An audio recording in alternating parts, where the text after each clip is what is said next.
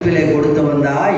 ஆனால் இப்ப நாளையிலிருந்து கோசலை ராஜமாதாவாகிவிட்டால் என்ன நடக்கும் என்றால், நீ உன்னுடைய சக கிளத்தியாக இருக்கின்ற இடத்திலே கேட்டுத்தான் நீ முதல்ல கோசலகிட்ட கையெழுந்தணும். எனக்கு கொஞ்சம் பணம் கொடு, அவங்களுக்கு கொடுக்கணும்னு. நேற்று வரைக்கும் அதிகாரம் செலுத்தி இருந்தவள் சக கிளத்தி இடத்துல. எனக்கு அடிக்கடி ரொம்ப வருத்தம். தமிழை வழக்காட்டியும் பரவாயில்ல, தமிழை கொச்சைப்படுத்தி சிதைச்சு போட்டாங்க. சக கிளத்தி என்றால் உரிமை உடையவள். ஒரு கணவனுக்கு 2 மனைவியர் இருந்தால் 2 பேரும் சம உரிமை உடையவர்கள் என்பதனாலே கிளத்தி என்று சொன்னார்கள். கிழமை என்றால் தமிழில் உரிமை, நிலக்கிழார், நிலத்துக்கு உரிமை உடையவர். சக கிளத்தி அந்த வார்த்தை தான் சக்களத்தின்னு ஆகிப்போச்சு. எவ்வளவு தமிழை கொச்சப்படுத்திட்டு பாரு. சக கிளத்தி, சமமான உரிமை உடையவள். நேற்று வரைக்கும் அவ்வளவு அதிகாரம் செலுத்தி கொண்டிருந்தவள் இன்றைக்கு போய் சக கிளத்தி இடத்துல போய் அப்படி கையேந்தி நிற்க வேண்டும் என்று சொன்னால் எப்படி இருக்கும்?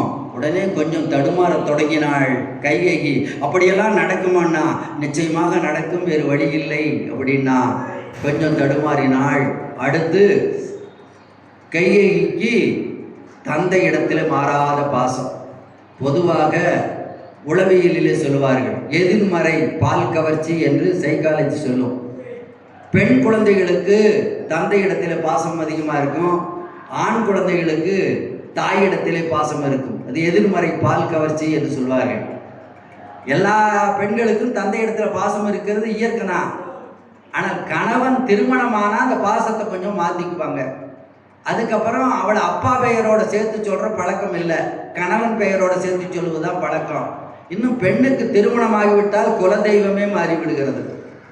கணவனுக்கு எது குலதெய்வமோ அதுதான் அவளுக்கு. அது வரைக்கும் இருந்த குலதெய்வம் மாறி போகிறது. இன்னும் சொல்ல போனால் படிக்காத பெண்களாக இருந்தால் இன்சியிலே மாறி போகிறது. இன்சியிலே மாற்றி கணவன் பேரில் போடும். படித்த பெண்களுக்கு சர்டிஃபிகேட்டெல்லாம் வாங்கினதுனால இன்சியில் மாற்ற முடியாது. இப்படி எல்லாமே மாறி போகும். அப்போ திருமணத்துக்கு பிறகு கணவனுடைய பெயரோடு தான் சேர்த்து சொல்லணும். ஆனால் இந்த கைகேயி திருமணத்துக்கு பிறகும் தன்னுடைய தந்தையாகிய கேகையின் இடத்துல தான் உயிரையே வைத்திருக்கிறாள். அதனால் அவளை சொல்லுகிற போதே கம்பன் என்ன சொல்லுவான்னா, தசரதனுடைய தேவின்னு சொல்ல மாட்டான், கேகையன் மடந்தை